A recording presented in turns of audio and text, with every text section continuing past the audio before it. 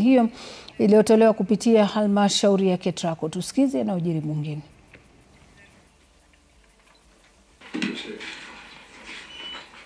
Yes, thank you, Chair. Chairman, there are a lot of questions, but let me be selfish by going to what is relevant to my county and the region where I come from.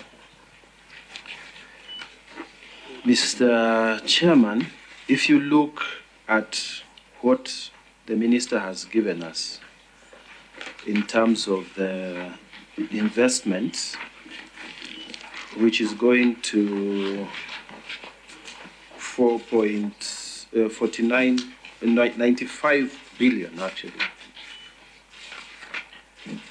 you will see that all these projects that he has outlined, one is in the project 1 of Gilgil Thika, project 2 at Rongai, project 3 at Menengai on Kalau, project 4 at Tudibwar.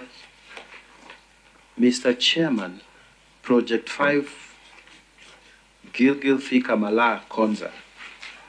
Mr. Chairman, none of this is 95 billion projects. None of them are directed at all in the coast province. None of them, the coast region. So I wanted to know, Mr. Waziri, we had here the Kenya Association of Manufacturers 2-3 weeks ago. And we asked them, why is it that you are not encouraging your members to invest between from the north coast going upwards all the way to Lamu? And they said, I don't know, Mr. Chairman, whether the Minister is listening to me. Yes. Yes, Honorable. Yes, they said, I wanted you to hear this so that you can understand, because you've been a member of Parliament and you see the pain that I'm going through. They said the Kenya Association of Manufacturers told this committee that they cannot invest, they cannot encourage their members to invest in the northern coast because there's no enough power at all. There's no enough power. They told us in this committee. And Mr. Chairman, all this money that has been put here is not at all geared towards any of these areas. The only time you are mentioning part of the North Coast is when you are saying that there are plans. But in these particular amounts of money that have already been committed, Mr. Chairman, there's nothing to offer. Why are you marginalizing the coast? And what is your plan to solve that problem? Because it's a serious problem. Because if the manufacturers themselves can tell us we cannot tell our people to go there, then you know what you're doing. You're telling us we can't have jobs, we can't have opportunities in those areas. So, Mr. Chairman, I wanted just a quick one, that one. And the second one, which is a worry to us, because you have told us these projects are being carried out by Adani. And I wanted Waziri to tell you that KETRACO has been before us and they have told us the problems they are having and they need to have investment. So personally, I am with you when you say you want to get investors to come and help us because budget doesn't support. That's okay. But then now, the investor you have brought, Mr. Chairman, Mr. Waziri, Chairman, we have had reliable information that the chair of Adani Group, Gautama Adani, has been indicted in New York. Now, two questions then arise. Will those indictments affect this program or this project directly or indirectly? That's number one. Number two, the type of indictments that have been preferred in a New York court, Mr. Chairman, they are worrying because they involve bribery of officials to secure contracts. I wanted the minister to tell us and satisfy Kenyans that this did not happen when this program was being carried out? Can he tell us, can he satisfy Kenyans that this is not what happened? And can he tell us that the program will continue or will not continue as a result of this indictment? I submit, Mr. Chairman. Thank you very much, Senator Redama Orekina.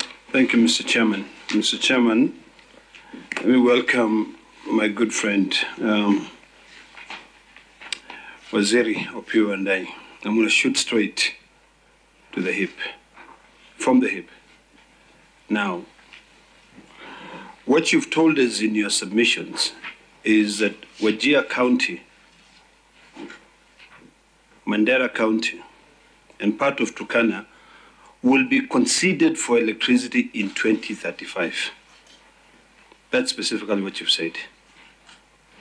Why would we sign a deal which, and you know they normally say the devil is in the details, which cost more than what other proponents proposed? Because if you look at the details, which have been submitted by Ketraco, and I will refer to them, is that there is a consortium of Africa 50.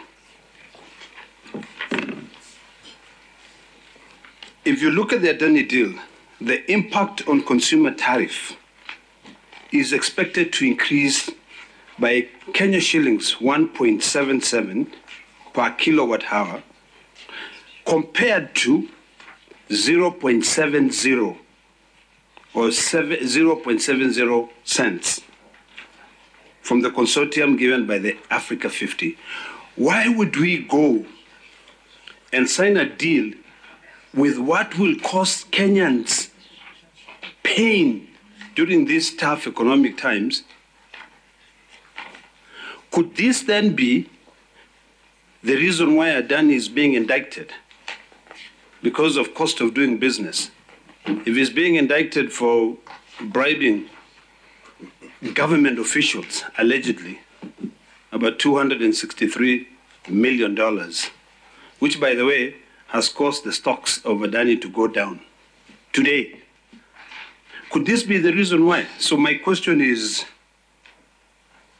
in two prongs. One, are you telling us that the county of Wajir, the county of Mandera, and part of Turkana, and also part of the coastal region, will only be considered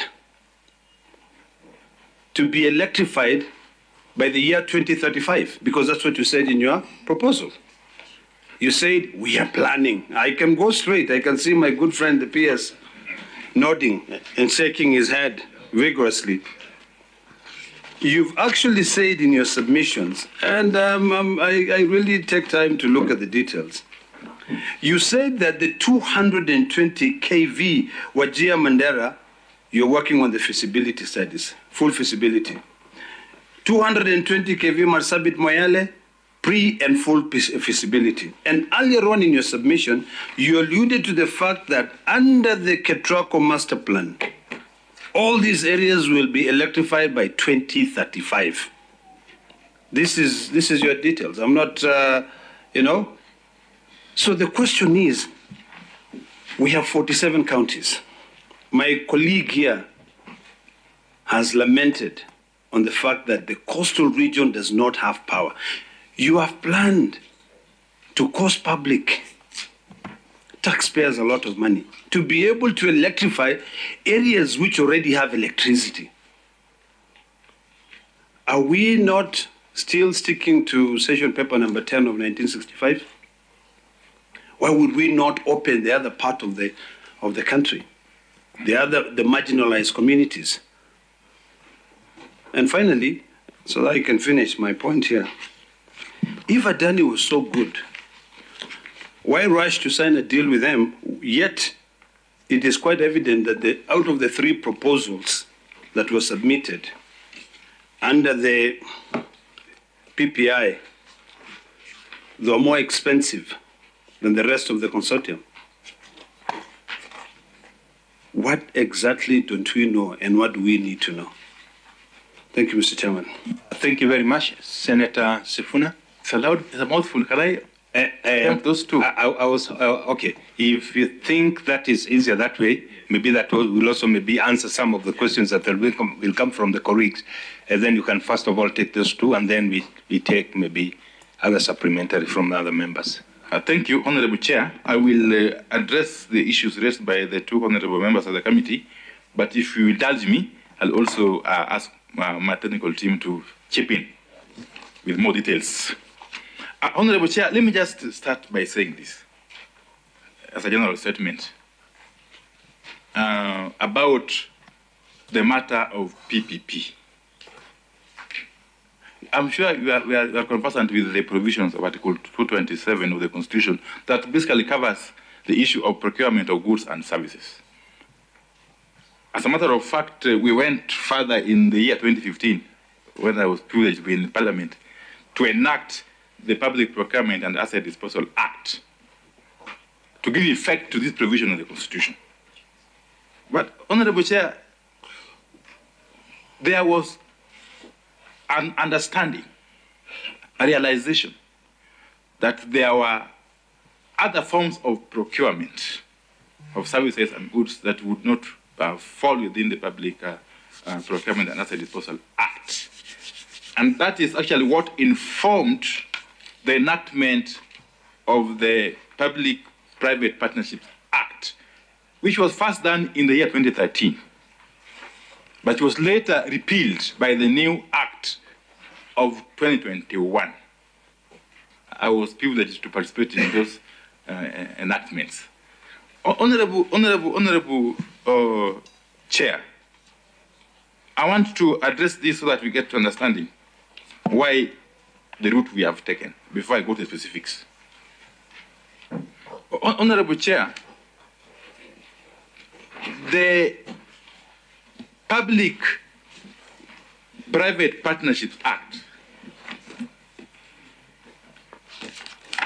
is basically supposed to deal with, if you allow me, if you indulge me slightly, is indeed an act of parliament that provide for the participation of the private sector in the financing, construction, development, operation, or maintenance of infrastructure or development projects through public-private partnerships to stimulate the regulatory framework for public-private partnerships to repeal the previous Act of 2013 and for connected purposes.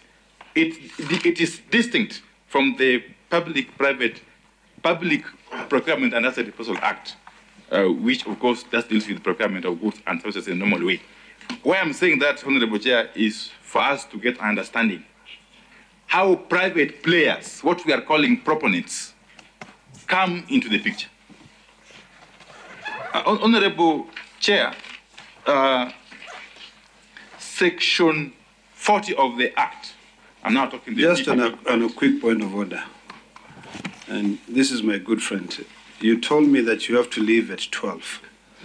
If you're taking us down memory lane to tell us how this came about, are we going to go to the specifics? I want to request you, because you are a politician like me, to go straight to answering the questions. Leave the history to us. We are lawmakers. We draft the legislations, and we are conversant with it. My good friend, go straight to answering each of the specific questions so we don't lose. Thank you, Honorable Chair. I was actually just laying a foundation, but I'm well guided, if that's the position of the committee. So going back to the question raised by Honorable Mungatana, and I agree with him, the Kenya Association of Manufacturers have voiced concerns about electricity availability and affordability, a concern that has been raised by many other people, including Houses of Parliament, Honorable Chair. And it is true that as a result of those concerns, that the Ministry of Energy and Petroleum did come up with what we are calling least cost power development plan, which is in sync with the transmission master plan by KETRACO. Those two documents, when read, looked at together, will give you a roadmap as to how we intend to electrify the whole country by the year 2035 that was mentioned by my good friend, Honorable Ledama. Honorable Chair, when we say by this particular year, we don't mean that particular year. It can be much earlier than that particular year. But let me say this, Honorable Chair. For us to be able to implement these ambitious projects that are captured under the Transmission Master Plan by KETRACO, we will need a whopping 650 billion Kenya shillings, Honorable Chair. Money that for all intents and purposes we do not have as a country.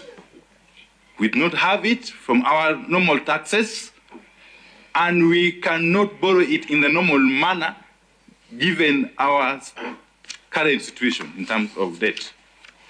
And that is the reason that informs our resorting to the PPP framework, Honorable Chair. Honorable Chair, in that master plan, we have got projects lined up across the country. And as a matter of fact, as we speak, because we didn't have to put all this in this document, we are only referring to projects which are being proposed by Adani Energy Solutions. But if you allow me, I can point out very quickly existing projects in Coast Region. We have got the Rabai, Malindi, Garsen, Lamu line. Okay?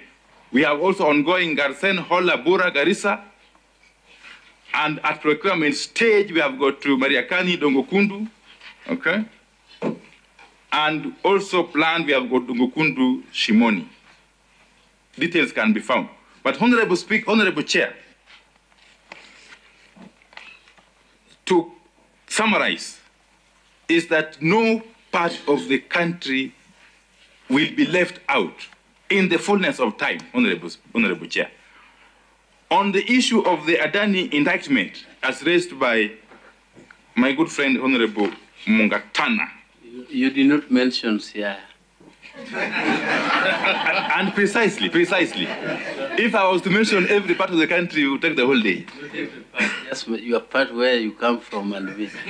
We have got plans, and KETRACO can confirm, to construct a high voltage transmission line from Kisumu, Bondo, Siaya, Rangala, Busia, and Muyanga under PPP, Honorable Chair. But to go back to my other issue. So on the issue of the Adani Western, exactly under the Africa 50, we have got the Kisumu, Kakamega, Musaga. Yeah, very big line, plus substations along the way, Honorable Chair.